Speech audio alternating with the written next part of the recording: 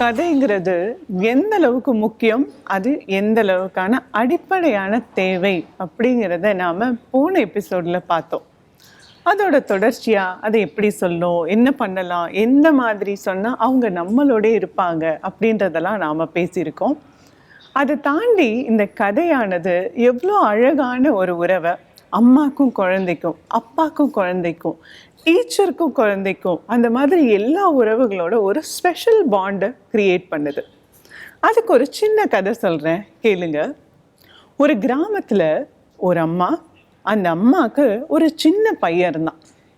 அந்த பையன் ரொம்ப சாது, ஆனால் ரொம்ப நல்ல பிள்ளை. அவன் எல்லா வேலைகளையும் நல்லா சிறப்பாக செஞ்சு முடிக்கணும்னு நினைக்கிறவன்.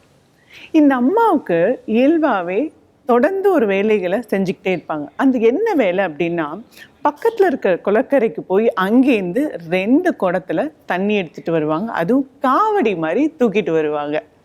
அப்படி தூக்கிட்டு வர்ற பானைகள் எப்படி இருக்குன்னா, ஒரு பானையில் கொஞ்சம் அங்கங்கே தெறிப்பூட்ட பானை, இன்னொரு பானை முழு பானை, அது எதுவுமே ஆகலை. அதில் இருந்த தண்ணீர் அப்படியே வீடு வந்து சேரும்.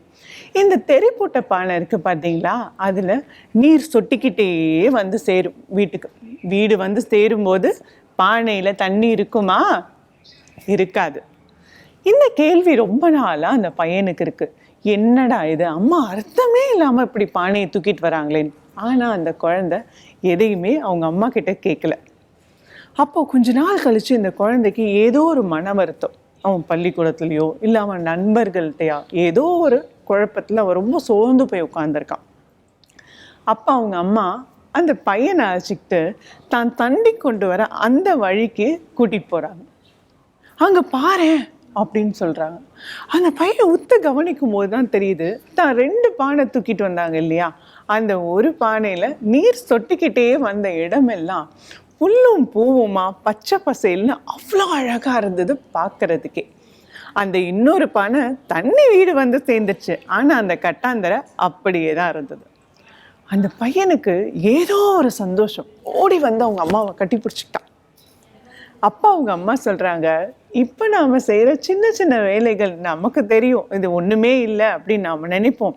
ஆனால் அது பெரிய சாதனைகள் தான், கட்டாந்தரையை கூட பார்க்க ரொம்ப அழகானதாக ஆக்கும் அப்படின்னு சொல்கிறாங்க. பார்த்தீங்களா, இப்போ ஏன் அந்த குழந்தை வந்து அவங்க அம்மாவை கட்டி பிடிக்கணும்? இது ஒரு சாதாரண விஷயம் தானே. செயல்களும் கதைகளும் கண்டிப்பாக ஒரு ஒரு இறுக்கத்தை, ஒரு பாண்டை, ஒரு பிணைப்பை உருவாக்குது அப்படிங்கிறது தான் இந்த கதை மூலியமாக நாம் தெரிஞ்சுக்கிறது. இதை தாண்டி என்ன ஆகும் அப்படின்னா, நாம் கதை சொல்லும்போது ஒரு காக்கா கதையே இருக்கட்டுமே, நம்ம பாட்டி வடை சுட்ட கதையே இருக்கட்டும், அந்த குழந்தை திரும்ப திரும்ப திரும்ப திரும்ப அந்த கதையை நம்மக்கிட்ட கேட்டோம். ஆமாம் அன்னைக்கு நீ அந்த கதை சொன்னியே, அதை சொல்ல. ஆமாம்மா ப்ளீஸ்மா, எனக்கு இந்த கதையை கேட்டே ஆகணும், இன்னைக்கு நீ சொல்லியே ஆகணும் அப்படின்னு அடம் பிடிச்சி ஒரே கதையை 10 தடவை கூட கேட்பாங்க. ஏன் அப்படின்னா, அந்த 10 தடவை கேட்கும்போது அந்த குழந்தைக்கு நாம் பயன்படுத்தும் ஏதோ ஒரு மொழியும், இல்லை முன்னாடியே சொன்னேன் இல்லைங்களா, நம்ம கொடுக்குற அந்த எக்ஸ்ப்ரெஷன், அந்த வெளிப்பாடு, அதில் ஏதோ ஒன்று அவங்கள ரொம்பவே ஈர்த்திருக்கலாம். இப்படி ஈர்ப்பு சக்தினால இந்த குழந்தை என்ன பண்ணுவாங்கன்னா, கதைகளை மீண்டும் மீண்டும் மீண்டும் மீண்டும் கேட்க ஆரம்பிப்பாங்க. இப்படி கேட்க ஆரம்பிக்கிறதோடு இந்த உறவு முடிஞ்சிடுதா அப்படின்றது இல்லை. யார் கதை சொல்கிறாங்களோ இல்லை யாரோட இந்த கதை கேட்குறாங்களோ அவங்களோட உறவானது மேலும் மேலும் வலுப்படுது. அது மட்டும் இல்லாமல் நம்பிக்கை அப்படின்னு சொல்கிறோம். இப்போது இந்த காலத்தில் குழந்தைகளுக்கு அதிகமாக தேவையானது யாரை நம்பலாம், யாரை நம்பக்கூடாது, எதை செய்யலாம், எதை செய்யக்கூடாது, இந்த மாதிரியான குழப்பங்களுக்கு நடுவில் தான் நம்ம குழந்தைகளை வளர்க்குறோம். அப்போது இது எல்லாத்துக்குமே ஒரு அடிப்படையாக இந்த கதையானது வளருது. இப்போ சொல்லுங்கள், கதை ரொம்ப அத்தியாவசியம் தானே, ரொம்ப முக்கியமும் கூட தானே? ஆமாம். இப்போது கதை வந்து பாண்டை மட்டும்தான் உருவாக்குமா? பெரிய பெரிய மேதைகளையும் அறிஞர்களையும் சாதனையாளர்களையும் கொண்டு வரும் இல்லையா? அதை பற்றி நாம் அடுத்த எபிசோடில் பார்க்கலாம். நன்றி.